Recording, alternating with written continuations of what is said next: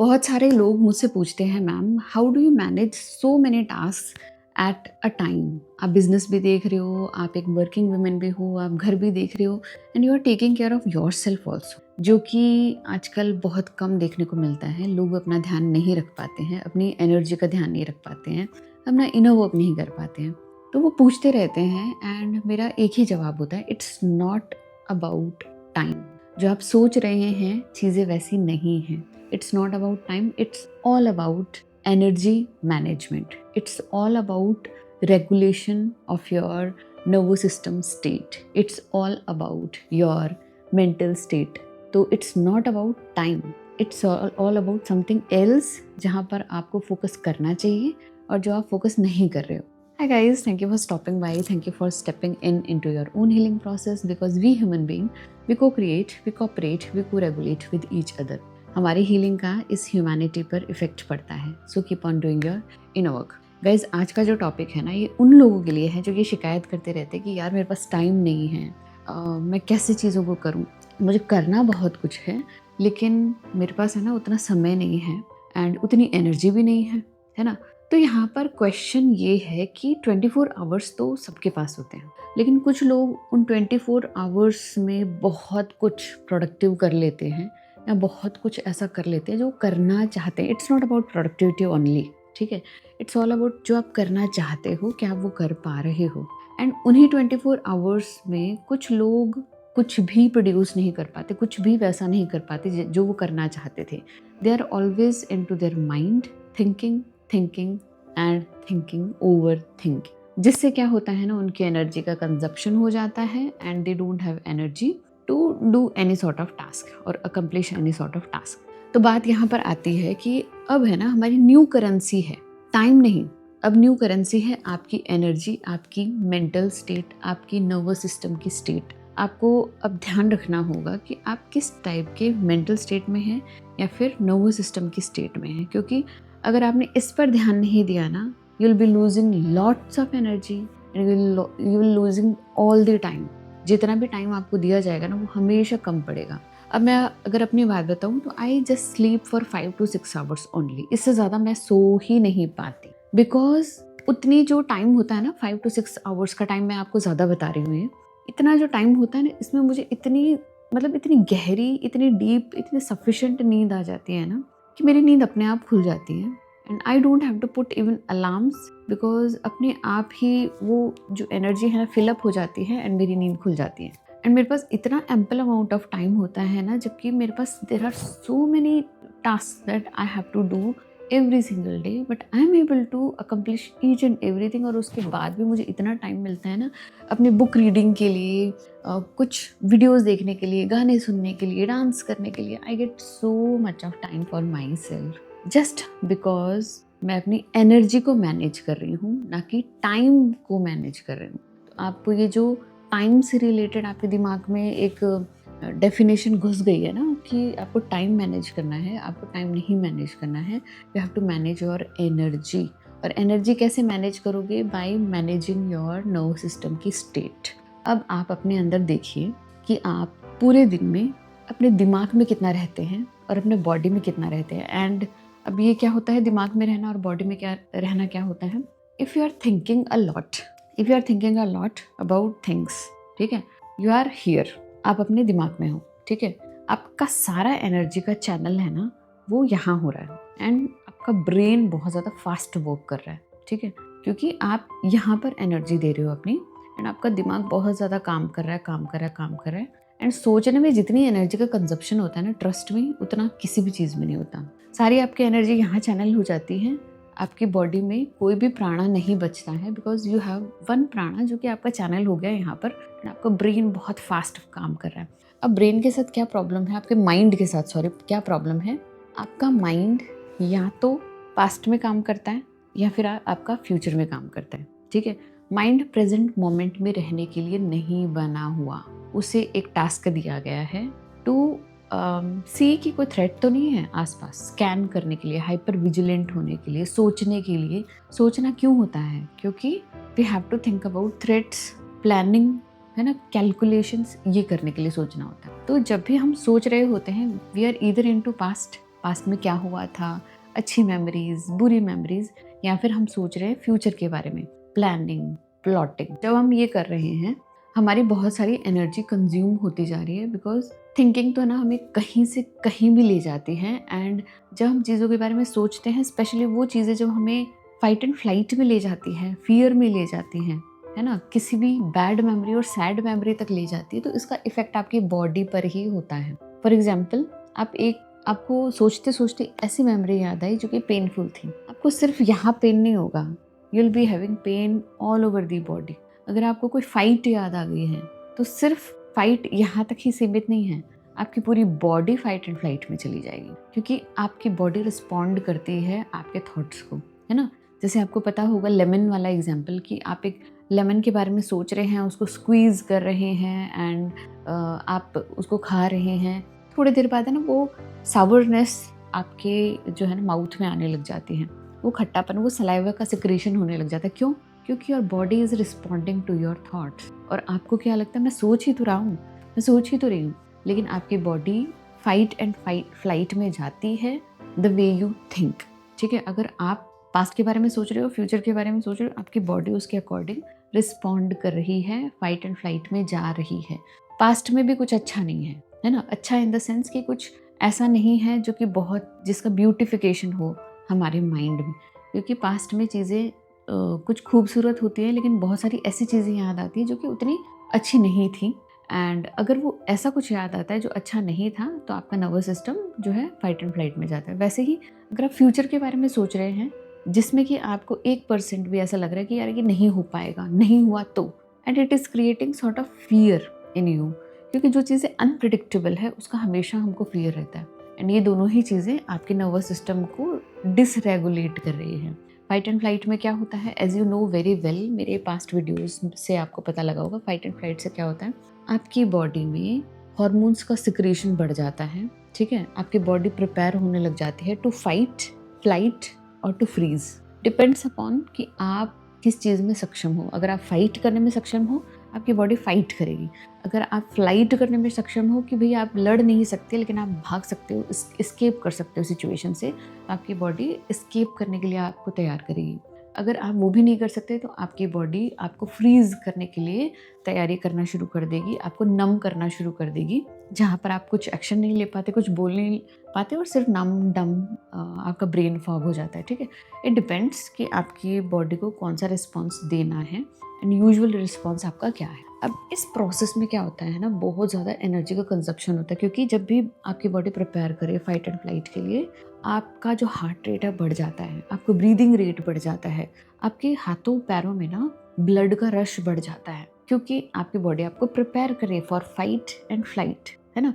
Fight हम हाथों से करते हैं, फ्लाइट भी हम हाथों पैरों से ही करते हैं, है ना। फ्रीज भी हमारी बॉडी में ही हो रहा होता है। तो जब बॉडी को प्रिपेयर कर रही होती है, हमारा नर्वस सिस्टम जब इस बॉडी को प्रिपेयर कर रहा होता है ना फाइट एंड फ्लाइट के लिए, आप देखेंगे कि जब भी we are into fight and flight, our body is not at all in the state of healing. Rejuvenation के लिए वो प्रिपेयर नहीं हो रही है। वो किस लिए प्रिपेयर हो रही है? Fight and flight. उसके लिए अभी पहली प्रायोरिटी क्या है? टू सेफ गार्ड यू, क्योंकि आपने डेंजर देख लिया है in the form of future और in the form of past. आपने अपने माइंड में कुछ डेंजरस देख लिया है, कुछ ऐसा देख लिया जो पेनफुल, हर्टफुल है, जिसके लिए बॉडी आपको फाइट एंड फ्लाइट के लिए प्रिपेयर करिए। जब भी डेंजर दिख रहा है, बॉडी फाइट एंड फ्लाइट के लिए प्रिपेयर हो रही है। ठीक है, और जब बॉडी फाइट एंड फ्लाइट कर रही है ना, लड़ने के लिए तैयार हो रही है, तो वहाँ पे हीलिंग नहीं हो सकती। Both of these things can't coexist at the same time. या तो बॉडी फाइट एंड फ्लाइट करेगी, या फिर बॉडी आपको रिजुविनेट करेगी, आपको हील करेगी। या तो आप प्रेजेंट मोमेंट में रह सकते हैं, आप क्रिएटिव रह सकते हैं, है ना, या फिर आप चीज़ों से लड़ सकते हैं, आप फाइट एंड फ्लाइट में आ सकते हैं। ये दोनों चीज़ें एक साथ को एग्जिस्ट नहीं कर सकती। जब फाइट एंड फ्लाइट कम होगा तभी आप अपने आप को हील कर पाओगे। जब आप हील करते हो या फिर आपकी बॉडी जब प्रेजेंट मोमेंट में आती है, that is the place which is very peaceful. यहाँ पर कोई खतरा नहीं है, क्योंकि फाइट एंड फ्लाइट नहीं है, it means there is no danger. जब खतरा नहीं है, आपका जो ये जो नर्वस सिस्टम की स्टेट है ना, रेगुलेटेड नर्वस सिस्टम की स्टेट है, ये एक्टिवेट होती है। जब रेगुलेट होती है ना बॉडी, जब नर्वस सिस्टम रेगुलेट होता है, नॉर्मल स्टेट में आता है, आपका प्री फ्रंटल कॉर्टेक्स जो होता है ना, ब्रेन का एक पार्ट होता है pre frontal cortex, that is made for reasoning, logical thinking, problem solving, ठीक है, ये एक्टिवेट हो जाता है, ये ओपन अप हो जाता है, ये वर्क करना स्टार्ट कर देता है। जब आप रेगुलेटेड होते हो, आपका प्री फ्रंटल कॉर्टेक्स काम करना शुरू करता है, you are able to solve your problems, you are able to see where is the problem, उसका सोल्यूशन क्या है, ठीक है। लॉजिकल माइंड एक्टिवेट होता है, इमोशनल माइंड शट डाउन होने लगता है। आपके सामने चाहे कितनी ही बड़ी प्रॉब्लम क्यों ना रखती जाए, you are able to solve. क्यों? क्योंकि नर्वस सिस्टम रेगुलेटेड है, पूरा फोकस, पूरा कॉन्सेंट्रेशन जो है ना आपकी हीलिंग पर है कि आपको कैसे निश्चिंत किया जाए, कैसे आपकी हर प्रॉब्लम को सॉल्व किया जाए। जब आप रेगुलेटेड हो, you are at your best, you are in the present moment, you are best at your creativity, you are best at your productivity. Why? Because आपको पता होगा, अगर आपने मेरे वीडियोस देखे पुराने शैडोज वाले, आपके अंदर है ना सब कुछ है, लेकिन वो सब कुछ आपकी बॉडी के अंदर है, आपके माइंड के अंदर नहीं है।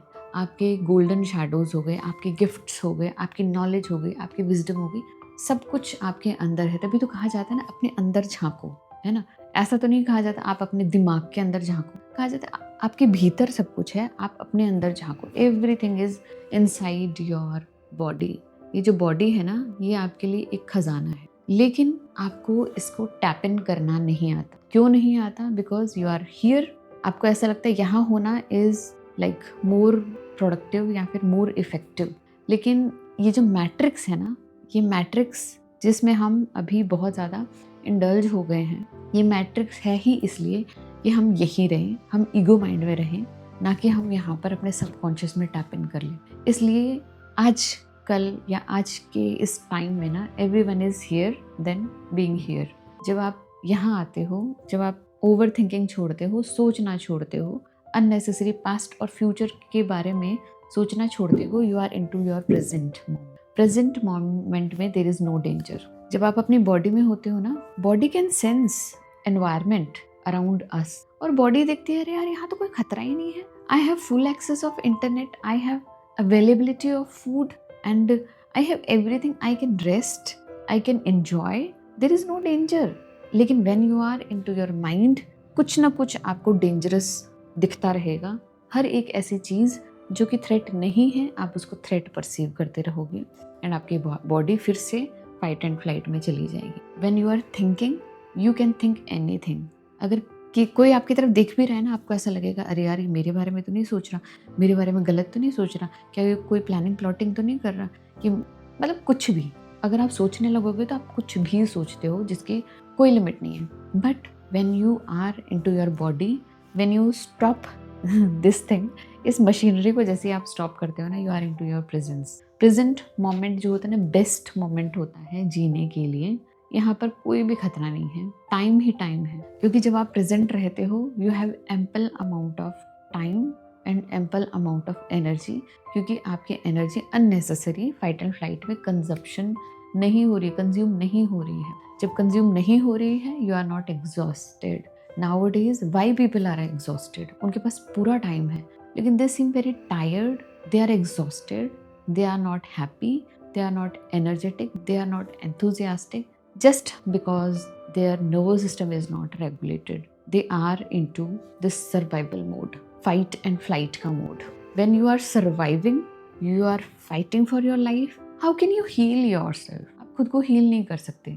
No matter how hard you try, you cannot grow, you cannot rejuvenate. आपका एनर्जी का कंजप्शन बहुत ज़्यादा बढ़ जाएगा, आपके अंदर का जो स्पार्क है ना, वो धीरे धीरे डिम होता जाएगा। लेकिन when you are able to regulate your nervous system, आप प्रेजेंट मोमेंट में हो, when you are taking care of your mental state और एनर्जेटिक स्टेट, आपके फेस में ना एक डिफरेंट सा ग्लो रहता है। No matter what type of situations you have in your life, चाहे वो कितनी ही हार्ड सिचुएशंस क्यों ना हो, डिफिकल्ट सिचुएशन क्यों ना हो, आपको स्ट्रेस नहीं होता। यू नो वेरी वेल कि हाँ मैं डील कर लूँगी, क्योंकि आपका प्री फ्रंटल कॉर्टेक्स ओपन है, that is on the working mode. वो जानता है कि हम लॉजिकली चीज़ों को जो है ठीक कर लेंगे। लेकिन when you are at fight and flight, when you are into your survival mode, when you are not present, तो आपका प्री फ्रंटल कॉर्टेक्स जो होता है ना, सबसे पहले शट डाउन होता है। अब आपको ब्रेन फॉग होता है, आप कितना ही ट्राई कर लो, आप चीज़ों को रिजॉल्व ही नहीं कर पाते। आपको दिख रहा है कि टाइम बहुत कम है and you want to write one paper, exam paper दे रहे हो, लेकिन आप लिख नहीं पाते, आप सोच नहीं पाते। क्यों? क्योंकि ये बंद हो गया। तो जब आप रेगुलेटेड हो, that is the best place जहाँ पर आपको होना चाहिए and that is the best state जहाँ पर आपकी एनर्जी का ऑप्टिमम यूज़ होता है, बेस्ट यूज़ होता है। इसलिए कुछ लोग 24 आवर्स में बहुत कुछ अचीव कर लेते हैं और कुछ लोग 24 आवर्स में they are trying their best, they are trying very hard to achieve. मुझे ये पढ़ना है, मुझे ये करना, but they are not able to because they are exhausted. Why they are exhausted? Because they are perceiving each and everything as threat. अगर काम का ओवरलोड है, उसको भी वो थ्रेट ले लेंगे। किसी ने आपके काम को लेकर कुछ बोल दिया, उसको भी वो थ्रेट ले लेंगे। उनको दिख रहा है कि मुझे आज 10 टास्क करने हैं, उसको भी थ्रेट ले लेंगे। बट जब आप खुद को रेगुलेट करते हो, जब आप डीप ब्रीदिंग करते हो, you bring your awareness back to your body.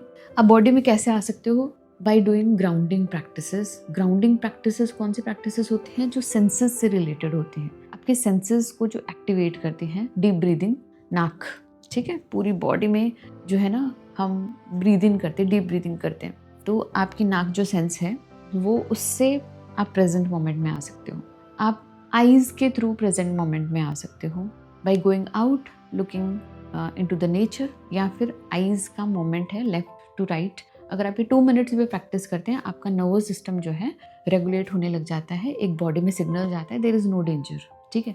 इसलिए कहा जाता है जितना ज़्यादा आप ग्राउंडेड रहोगे, जितना आप सेंसेस को इंगेज करोगे, उतना ज़्यादा आप प्रेजेंट मोमेंट में रहोगे। अर्लियर डेज में क्या होता था ना, people use to work from their hands, है ना, अपनी बॉडी का यूज़ करते थे, है ना। They use to plough, they use to touch the ground, है ना। पेड़ पौधों के साथ ज़्यादा इन्वॉल्वमेंट रहता था, जानवरों के साथ ज़्यादा इन्वॉल्वमेंट रहता था, उससे उनकी ग्राउंडिंग होती रहती थी। बट नाउ डेज हम क्यूबिकल्स में हैं, हम घर के अंदर हैं, we are not using our hands, है ना। बर्तन हम नहीं धो रहे हैं तो पानी का टच भी नहीं हो रहा है ना। बाहर जा रहे हैं तो स्लीपर्स पहन के जा रहे हैं, शूज़ पहन के जा रहे हैं, we are not touching the ground. घर में भी चल रहे हैं तो भी स्लीपर्स पहन रहे हैं। तो हमारे सेंसेस जो हैं, उनको नेचर मिल ही नहीं रहा है। जब नेचर नहीं मिल रहा, देयर इज़ नो ग्राउंडिंग। जो ग्राउंडिंग नहीं है, you are into your mind and your nervous system is dysregulated. तो जितना हो सके समय बिताएं नेचर के साथ, जितना हो सके अपने नर्वस सिस्टम को काम डाउन करने की कोशिश करें। जब भी आप खुद को फाइंड आउट करें कि आप फाइट एंड फ्लाइट में हैं, यू आर नॉट रिलैक्स्ड। जब आप रिलैक्स नहीं हो, you are thinking a lot, आपकी हार्ट रेट बढ़ी हुई है, ब्रेथ रेट बढ़ी हुई है, उसी टाइम खुद को पकड़ लें कि भैया I am into my fight and flight mode, जिससे कि प्रॉब्लम सॉल्व नहीं होने वाली, प्रॉब्लम बढ़ने वाली। क्योंकि मेरा जो लॉजिकल माइंड है, जो प्री फ्रंटल कॉर्टेक्स है, वो तो बंद है। चाहे मैं कितना भी ट्राई करूं, इससे मेरी प्रॉब्लम तो सॉल्व नहीं होने वाली है। तो the moment you pick yourself up कि अब मैं डिसरेगुलेटेड हूँ, मुझे रेगुलेट करना है खुद को, that is the most important thing. Awareness is the key. अगर आप अवेयर हो कि मैं फाइट एंड फ्लाइट में हूँ, तो do some grounding practices, deep breathing करो, बाहर जाओ, take a pause, take a break for yourself, have some water, किसी से बात करो, हंसो, कुछ फनी वीडियो देख लो। एंड इस तरीके से ना आप अपने आप को उस सिचुएशन से एक बार के लिए बाहर निकाल लो। Then you will see there is no danger. जितना दिमाग हमारा सोच रहा है ना कि there is danger all over the places, उतनी प्रॉब्लम है नहीं जितनी प्रॉब्लम हमारे माइंड ने क्रिएट कर रखी है। एंड इस माइंड की, इस क्रिएटिविटी की वजह से ना we are getting exhausted a lot. हमारा हार्मोनल इम्बैलेंस होता है, एनर्जी का अननेसेसरी कंजप्शन होता है, we are exhausted all the time, we are tired, we are not able to pick ourself up. तो हम काम तो क्या ही कर लेंगे। We are always into this mode, complain mode, जहाँ पे हम दूसरों से कंप्लेन करते रहते हैं। हम घर पे आते हैं तो हम घर वालों के साथ शिकायत करते रहते हैं, या फिर हम उनसे अच्छे से बात नहीं करते। They are expecting us, but we are not into that zone कि हम उनसे बात कर पाएँ, because we are drained out. तो आई होप आज का वीडियो आपको समझ आया होगा। It's not about managing your time. आज इस एरा में ना, it's not about managing time, it's all about managing your energy state और your nervous system state. I hope it helped. And अगर आपको कुछ भी अच्छा लगा, कुछ भी समझ आया या कोई भी क्वेश्चन है, you can put everything in the comment box. मिलते हैं ऐसी इंटरेस्टिंग वीडियो में, तब तक के लिए बाय।